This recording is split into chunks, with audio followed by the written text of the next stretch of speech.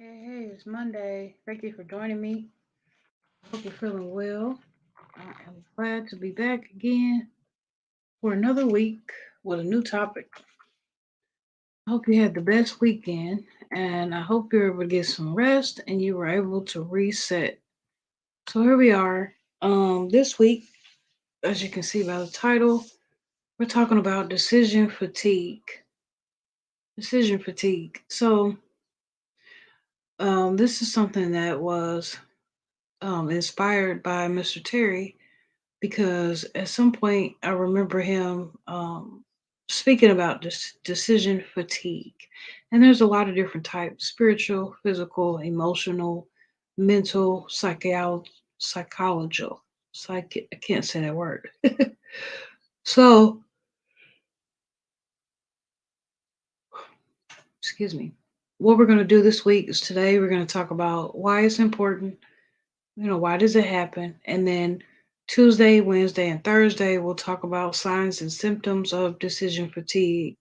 And then on Friday, we'll summarize everything. So I pray that you be encouraged. And if you feel the need to share, please do. So I'm going to wait just one more minute and then I'm going to hop right in so that nobody misses out. Good morning, Mr. Terry. Thanks so much for coming in, putting on the broadcast there.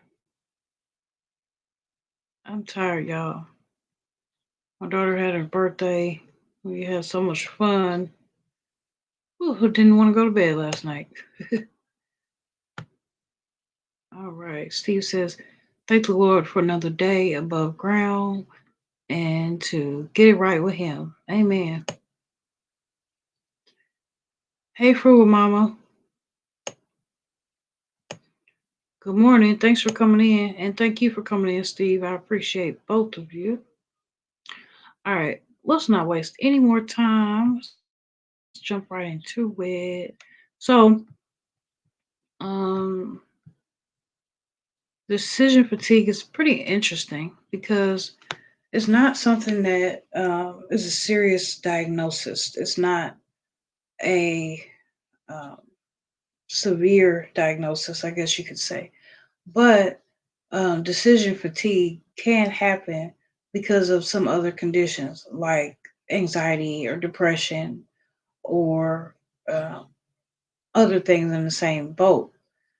Also, decision fatigue can cause you to have negative thoughts as well. So it's not safe, especially to be alone and to have decision fatigue. A lot of us don't even know we have it.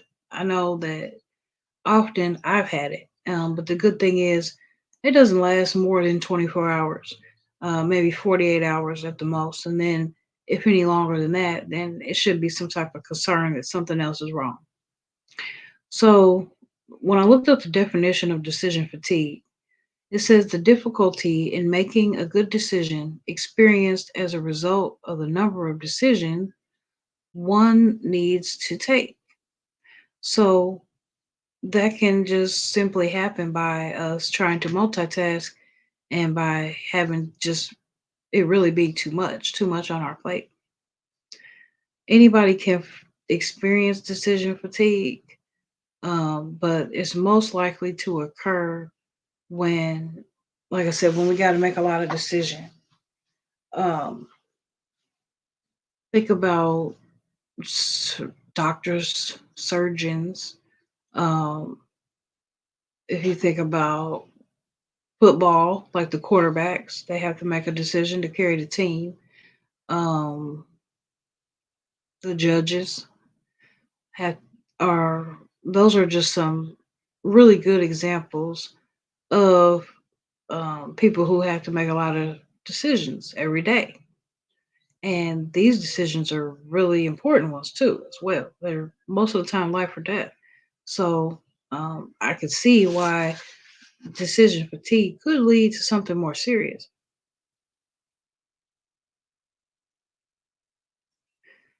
Um, Another thing, um,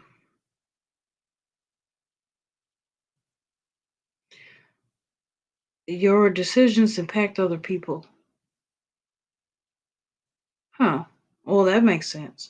Decision fatigue. So if my decisions are affecting other people, then that means my partner, my children, um, my job, maybe it's my boss, maybe it's some employees up under me, um, or whoever is connected with me. Because if I am having a hard time making decisions or even taking too long to make certain decisions, then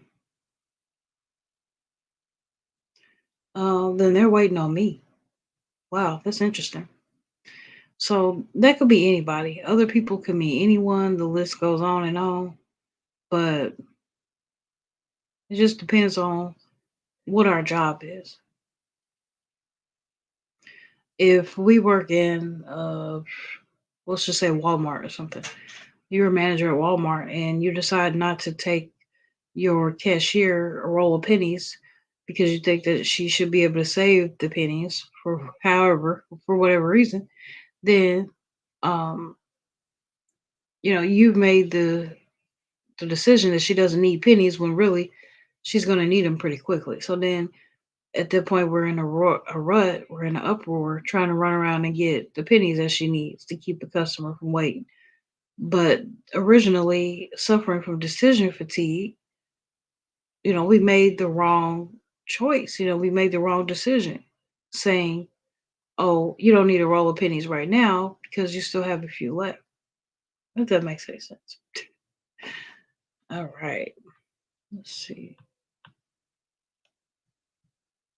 Read the comments here. Make sure I didn't miss nobody. Hey, Carmela. Good morning. Good to see you.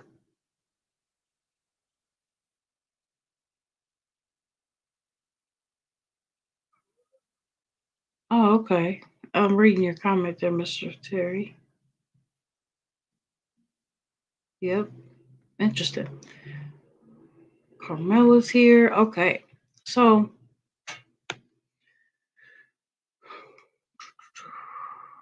another way the decision fatigue occurs is when we're in the middle of difficult life situations. So, it could be someone close or not. Uh, Whether you have to help plan it or not, picking out flowers or picking out where to have a memorial service, what to wear, and things like that is almost seems impossible.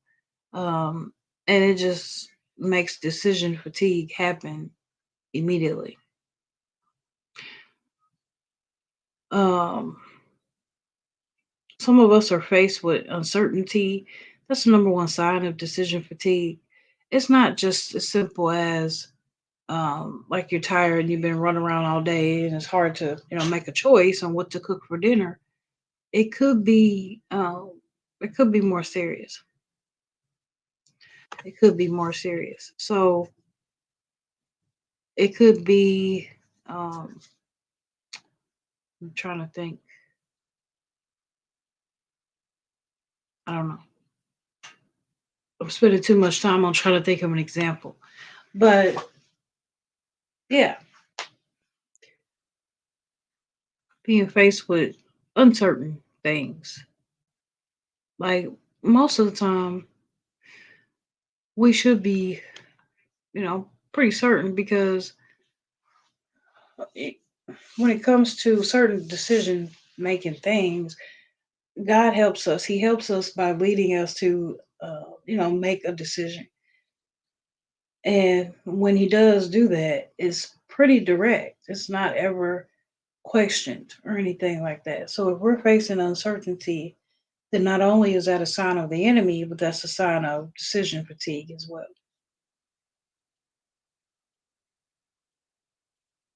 A lot of people had decision fatigue around COVID-19 because um, they didn't have much information about what was going on with this COVID-19 stuff. And last but not least, some of us have perfection tendencies. When we think about something being perfect, it could be the way that your shirt is on your body, or it could be the way that you folded the shirt to put it in the drawer. If we have perfect tendencies, then we're really thinking through everything, right? And sometimes if we do that too much, then we could be wearing ourselves out. So then we might come to a day where we're like, okay, my brain's tired. I'm gonna go ahead and shut down. Although it's not good for us, that's what we do. Because we are being a perfectionist for so long, we realize it's catching up to us. Then we gotta go ahead and take a step back. It's actually it's really exhausting trying to be perfect. And you can also compare it to OCD. I have some some stages of OCD, but some things don't bother me like it would other people. And just sometimes just being a perfectionist like that can just it can be unhealthy. So chances are most of us fall into at least one of these categories. I know I did. Multiple. On a regular basis. And it's something that is possible to happen at least once a week for, depending on who you are and what your family structure is. But what we can do is we can pray ourselves up out of it. We can, um, refer back to these ways right here as a guide, just letting us know that this is how we know that decision fatigue is happening or that it's starting to happen. So the rest of this week, we're going to talk about signs and symptoms and um, maybe even maybe even ways to cope. If I can relate, because I can't really speak on it if I haven't been through it. But some of these things are, yeah, definitely been through.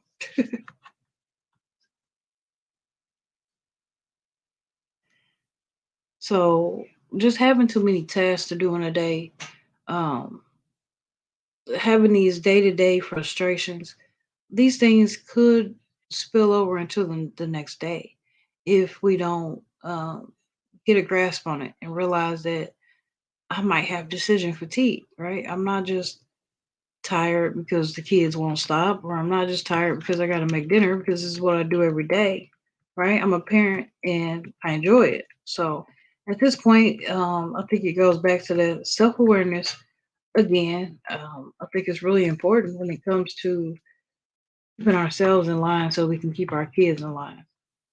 So that self awareness is going to let me know that I'm making some irrational decisions. I must be tired or whatever it might be.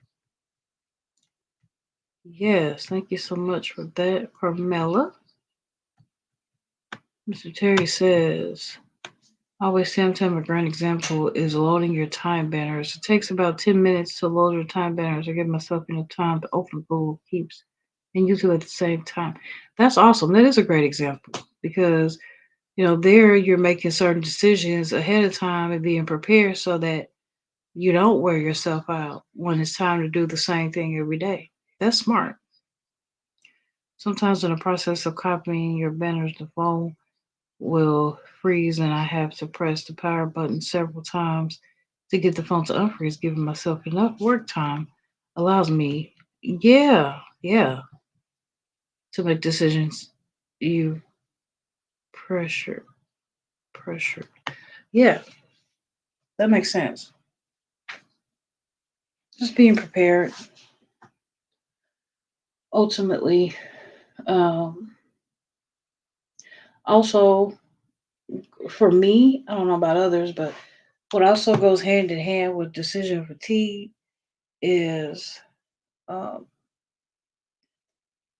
that list, making that list again, and just staying on top of it. And also get into the habit of showing up early. I know it's something for me to say. I'm still working on it.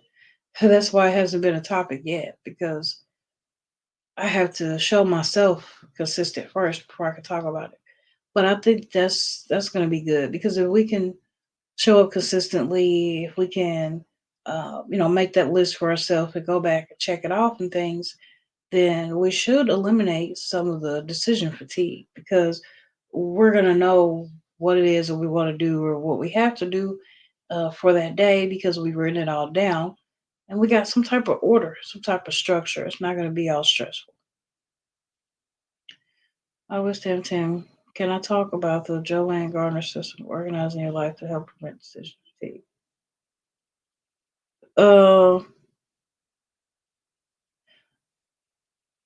um, yeah, I'm sure you could. Just let me think about how we can do that. Maybe we could have a certain day or evening or something to do a live, like an open panel live to discuss it. Because if I try to talk about it here on this week with this, I'm just gonna confuse myself, honestly. Unpressure. Yep. And I'm gonna get my notebook and write that down because I like your ideas, and I want you to know that I'm taking notice. We'll get together, definitely. So I think I reached the end of my notes here. Just quick.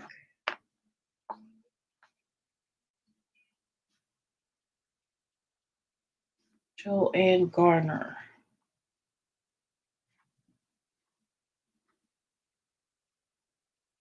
System of organizing your life to help prevent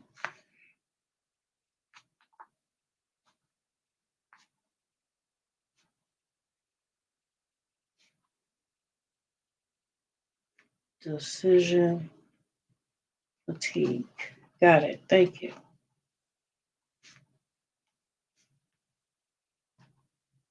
I don't know. And I also noticed you. I noticed you going live, Mr. Terry. That's awesome. So if you ever live and I have opportunity to join in on the conversation, I'll do that as well. All right. So yeah, I think we reached the end of our notes here. We've only been here for about 18 minutes. It won't take long. Decision fatigue is something that a lot of us don't even realize we have until we take the time to notice that something's wrong, something's off with us, and then that's when we can pinpoint what it that we're going through. Good morning, Susan. Thanks so much for coming in. I hope you are well. I was just about to head out of here, but yeah, I think this has been purposeful. And for Tuesday, Wednesday, and Thursday, we'll talk about the signs and the symptoms of decision fatigue. It is not a severe diagnosed, um, you know, issue at this moment, but it is something that can lead to a very serious issue. For instance, anxiety or depression or um, other things. It could definitely start from decision fatigue, and it's even worse because we didn't even know we had it.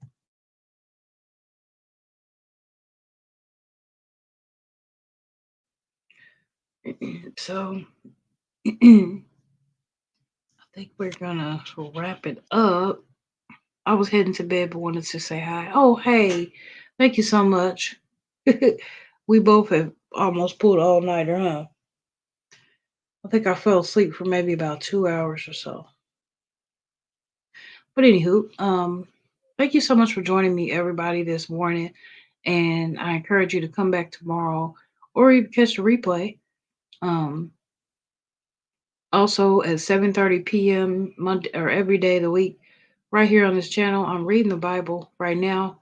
We just finished the book of James. We just finished the book of First Peter, and now we're going to jump into Second Peter later on today. After that, we'll see. We'll see where God takes us because it's been a journey. It's been very interesting reading through the Bible and recording those playlists on this channel for you to review, listen to when you're working, when you're exercising, whatever it is. But at the end of the day, we got to study to show ourselves approved. And there's the ebooks and all those out here. So why not? Let's help each other out. I'm learning so much just by reading it. So, all right. Hope you get some rest. Thank you so much. I will. I will. Yeah, you have a blessed day as well. Thank you so much for coming in. And yeah, we'll see you in the morning. Have the best rest of your day. I love you. Bye bye.